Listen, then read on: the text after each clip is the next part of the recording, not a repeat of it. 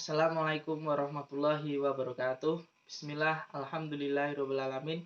Nahmaduhu wa nasta'inuhu wa nastaghfiruhu wa na'udzubillahi min syururi anfusina wa min sayyiatin a'malina. May yahdihillahu fala mudhillalah wa may yudlilhu fala hadiyalah. Asyhadu an la ilaha illallah wa asyhadu anna Muhammadan abduhu wa rasuluh. Amma ba'd. Yang terhormat penguji ujian komprehensif, perkenankan saya di sini akan membacakan surat Al-Kahfi dari ayat 1 sampai 10. A'udzu billahi minasyaitonir rajim. Bismillahirrahmanirrahim. Alhamdulillahilladzi anzala ala 'abdihil kitaba wa lam yaj'al lahu 'iwaja qayyiman liyundhira ba'san syadidan min ladunhu wa yubashshiral mu'minina alladzina ya'maluna sholihati anna lahum ajran hasana makisina fihi abada wa yundhiral ladzina qalu ittakhadallahu walada ma lahum bihi min ilmi wala li'abaihim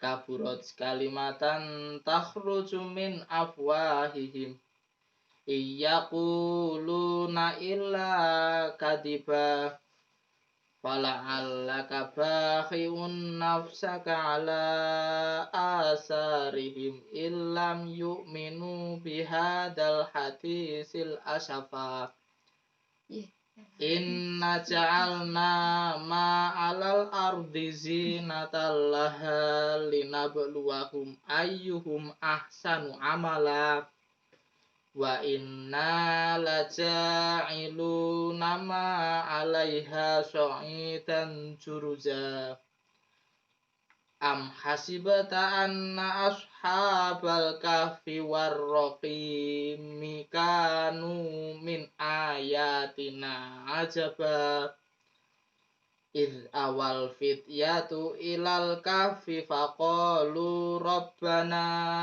atina min ladunka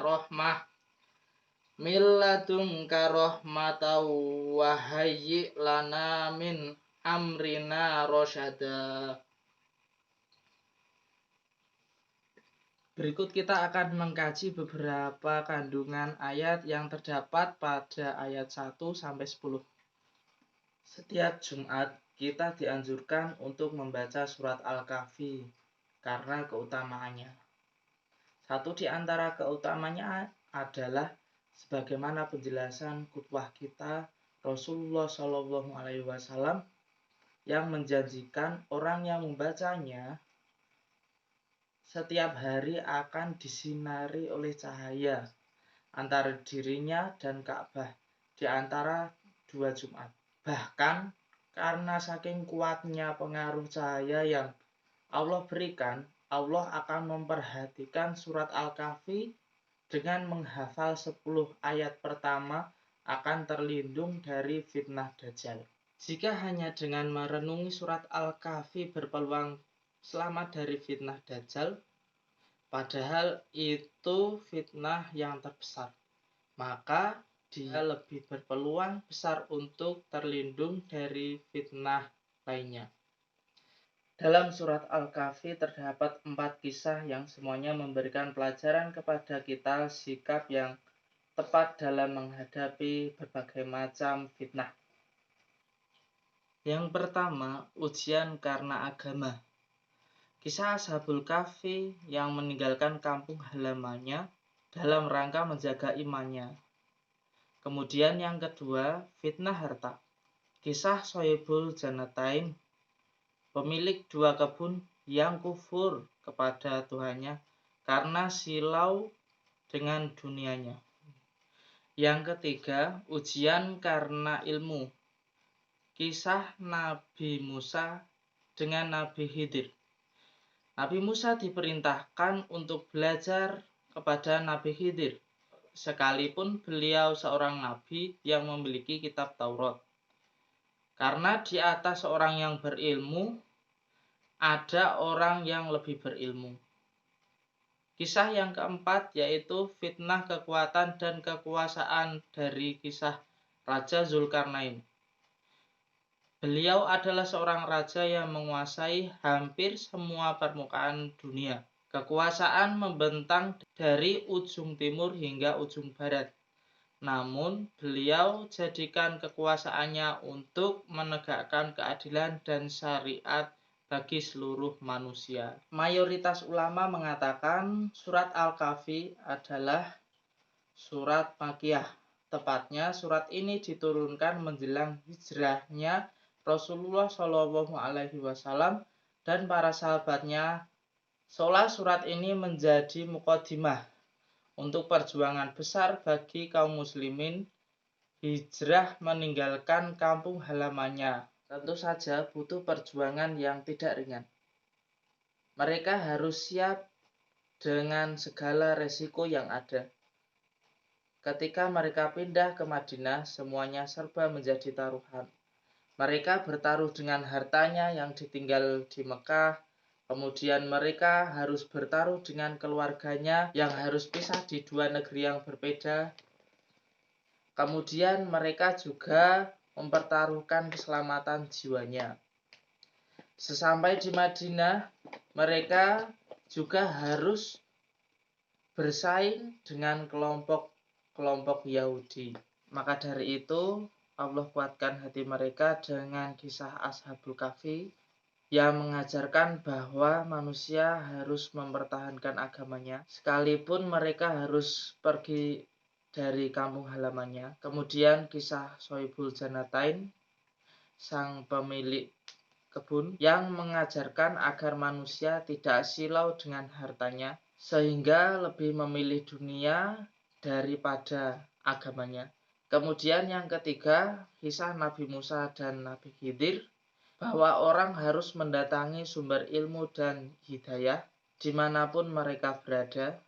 Kemudian kisah yang keempat yaitu kisah Zulkarnain, bahwa bumi ini akan Allah wariskan kepada siapapun yang dikehendakinya.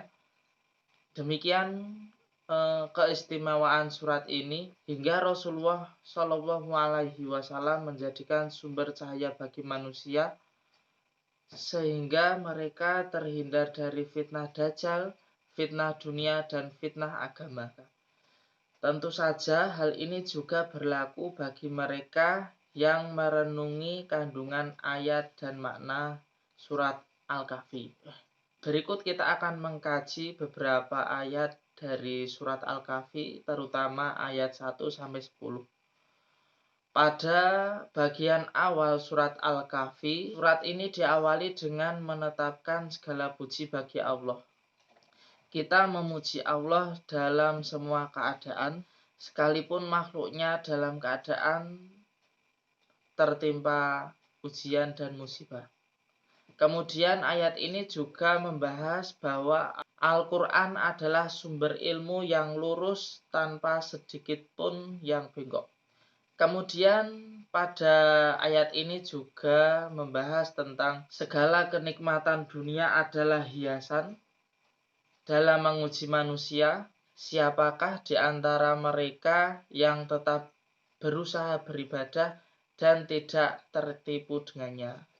Kemudian selanjutnya adalah dai yang ikhlas. Bisa saja mendapatkan tekanan batin dalam berdakwah. Ini pun dialami Rasulullah SAW.